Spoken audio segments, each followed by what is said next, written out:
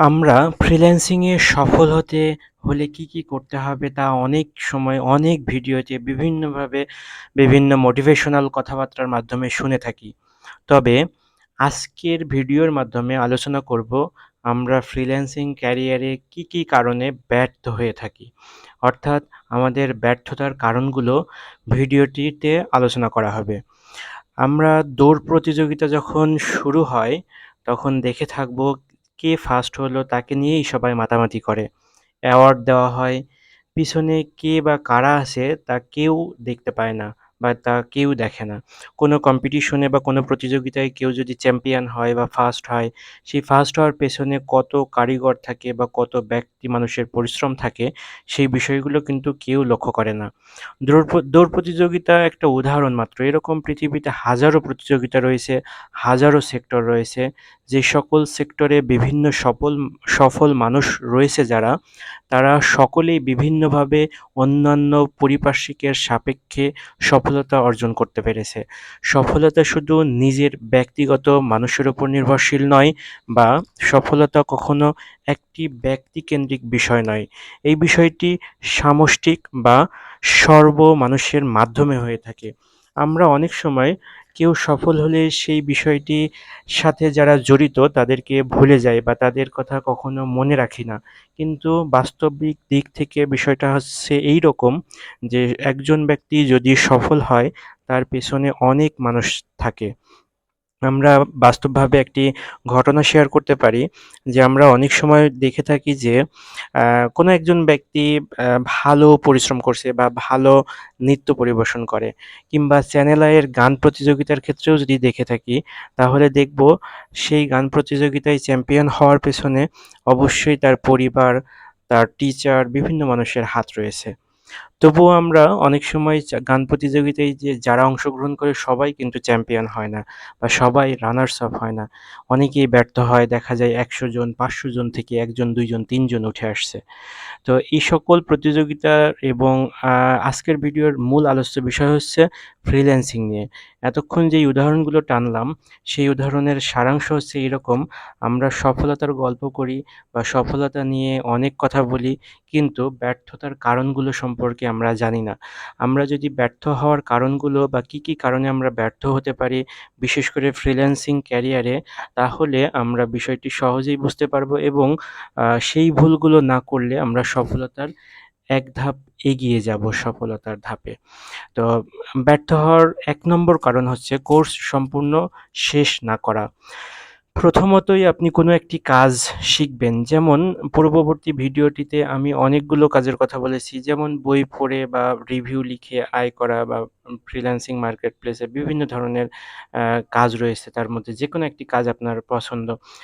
ধরুন আপনি ডিজাইন করতে পারেন বা ডিজিটাল মার্কেটার।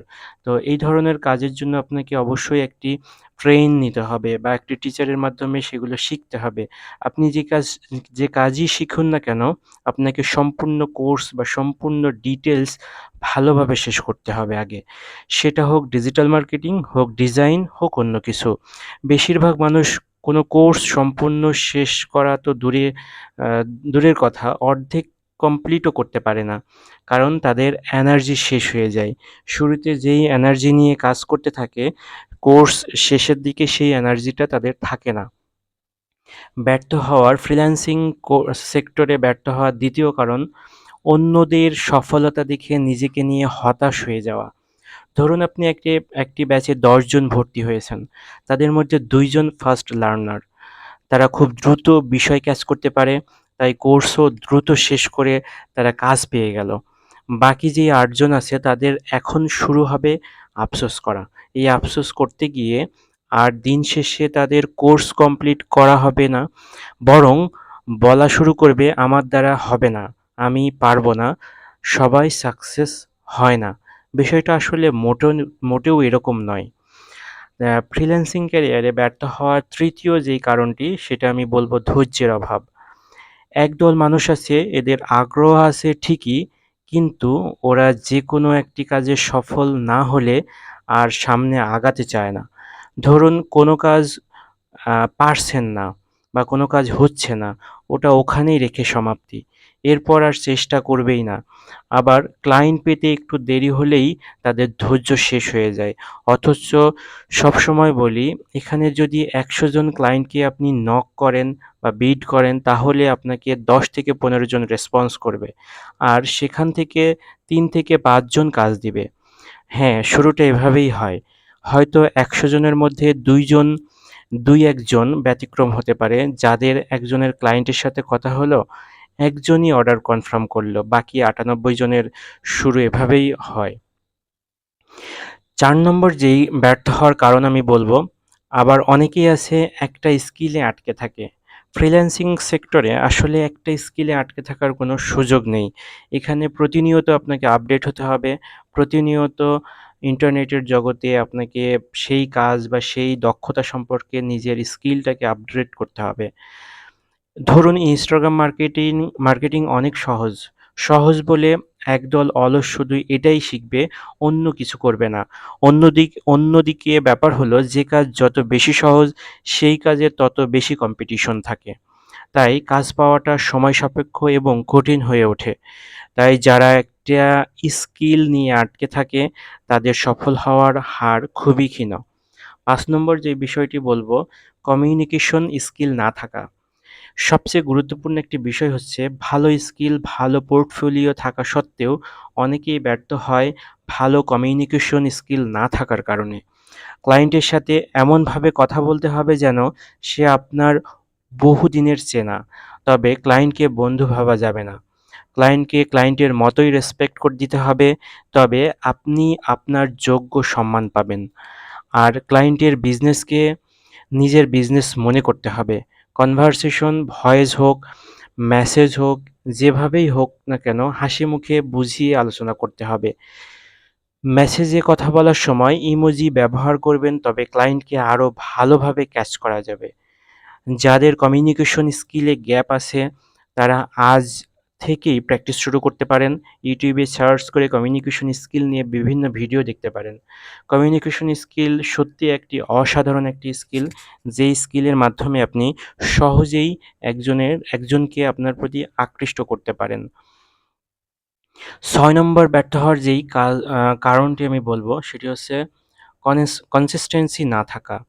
কাল লিডিং লাইট পেজের অ্যাডমিন আমাকে দেখালো, বা কাল একটি পেজের অ্যাডমিন এক অ্যাডমিন নিয়ে একটা আলোচনা হলো, বা একটি ঘটনা যদি আমার মনে পড়ে, সেটা হচ্ছে একটা কোর্সের ২৮% কমপ্লিট করে ফেলেছে, কিন্তু বাকি যেই আ মানে শতকরা রয়েছে ৬৮% বা ৬২% কাজ রয়েছে, বা ৭২% কাজ রয়েছে, সেই কাজগুলো করার আগ্রহ পাচ্ছে না। মূল সমস্যাটা হচ্ছে এইখানেই। আমরা কোনো একটি কাজের কনসিস্টেন্সি ধরে রাখি না। আমরা দেখা যাচ্ছে একটি কাজ বা একটি কোনো প্রজেক্ট হাতে নিয়ে 80% পর্যন্ত কমপ্লিট করে ফেলেছি। কিন্তু বাকি 20% করার জন্য আমরা এনার্জি পাই না বা কনসিস্টেন্সি ধরে রাখি না। এভাবে আমাদের রুটিন ফিক্সড করতে পারি না। আমাদের দৈনন্দিন রুটিনে বিভিন্ন কোর্সের ভিডিও দেখতে থাকি। একসাথে অনেকগুলো ভিডিও ধরে রাখি। আমরা মনে করি যে এই ১০ টা ভিডিও গুরুত্বপূর্ণ। যেমন ধরুন, আপনি Facebook এ একটি বা YouTube এ একটি কোনো পণ্যের একটি সার্চ করতে যাচ্ছেন, বা কোনো পণ্যের একটি বিষয় জানতে চাচ্ছেন। সেই বিষয়টি দেখার জন্য যখন আপনি ক্লিক করবেন, দেখবেন হাজারো ভিডিও চলে এসেছে, বা অনেক ভিডিও চলে এসেছে। সেইটার চাইতে অনেক গুরুত্বপূর্ণ একটি ভিডিও চলে এসেছে। সেই ভিডিও দেখতে গিয়ে দেখা যাবে আপনি যেই কনসিস্টেন্সি বা যেই কাজের জন্য আ YouTube খুলেছেন, সেই কাজটাই হচ্ছে না। ৭ নম্বর ব্যর্থ হওয়ার যেই কারণটি বলব, সেটি হচ্ছে ভুল গাইডলাইন ফলো করা। সবশেষে বলতে চাই, যদি আপনার সবকিছুই ঠিক থাকে, কিন্তু আপনি যদি ভুল গাইডলাইন ফলো করেন বা প্রপার গাইডলাইন দেওয়ার মতো কেউ না থাকে, তাহলে আপনি সাকসেস হতে পারবেন না। আর হ্যাঁ, গাইডলাইনটা খুবই গুরুত্বপূর্ণ। কারণ সফলতার যারা হয়ে যায়, তারা মনে করে যে তারাই একমাত্র গাইডলাইন জানে। আসলে বিষয়টা এরকম নয়। কোনো একজন ব্যর্থ হলে ব্যর্থতার মধ্যেও যে একটি গাইডলাইন থাকে, সেই বিষয়টা আমরা অনেকেই ভুলে যাই। ব্যর্থ হলে সে কি কাজের মাধ্যমে ব্যর্থ হয়েছে, বরঞ্চ সে আরো ভালো বলতে পারবে। তো আমরা একটি পরিপূর্ণ গাইডলাইনের অভাবেও অনেক সময় ফ্রিল্যান্সিং ক্যারিয়ারে ব্যর্থ হয়ে থাকি। তো আমি এই পর্যায়ে এই ভিডিওর মাধ্যমে মোট ৭ টি ব্যর্থ হওয়ার কারণ বলার চেষ্টা করেছি। সেই কারণগুলো আমি একবারে বলার চেষ্টা করব। ১ নম্বর কারণ হচ্ছে কোনো কোর্স সম্পূর্ণ শেষ না করা। ২ নম্বর কারণ বলব অন্যদের সফলতা দেখে নিজে হতাশ হয়ে যাওয়া। ৩ নম্বর কারণ বলব ধৈর্যের অভাব। ৪ নম্বর কারণ বলব একটি মাত্র স্কিলে আটকে থাকা। ৫ নম্বর কারণ বলব কমিউনিকেশন স্কিল না থাকা। ৬ নম্বর কারণ কনসিস্টেন্সি না থাকা। ৭ নম্বর কারণ ভুল গাইডলাইন ফলো করা। তো এই ৭ টি কারণে আমরা বর্তমান সময়ে ব্যর্থ হয়ে থাকি। আরও অনেকগুলো হয়তোবা কারণ রয়েছে, তবে আমি মেজর যেই ৭ টি কারণ বললাম, এই কারণগুলো আপনারা দেখতে পারেন এবং ফলো করতে পারেন। ধন্যবাদ সময় নিয়ে ভিডিওটি দেখার জন্য। আসসালামু আলাইকুম।